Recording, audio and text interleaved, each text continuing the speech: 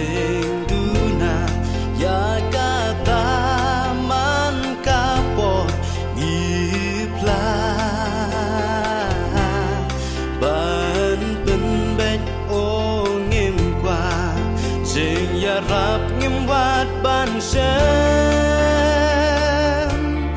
ha jing long do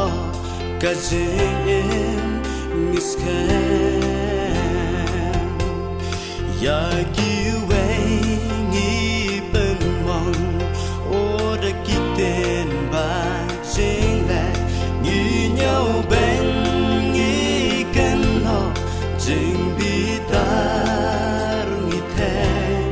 jing berkat la bam krun la bore hadur jam no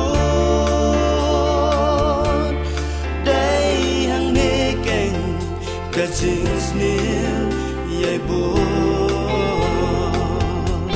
atraya ngi to sim semba kon yalang yo saki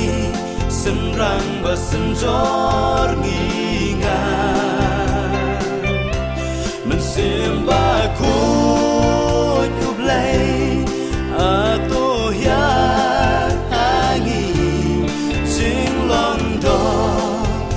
Kajing im lao nangi Teng teng lu mi chu bang Ngalong nong pom nga bát lang Ôi ca long chinh chi sa A u thoai bằng plan Hen rei ki so ca hong Om lạc sân ki long tim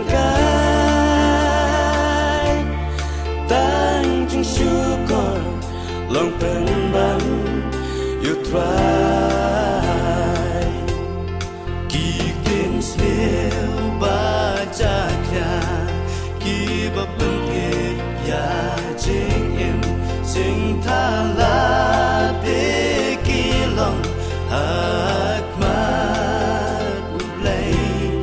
kun u play bla son sha akadur jing ko yu Jisu ina baro la jing ai ha u atraya ngi to sim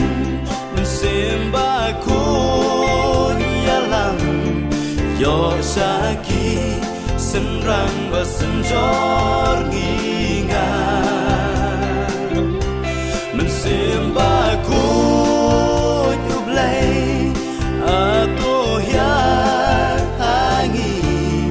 sing long do ka jing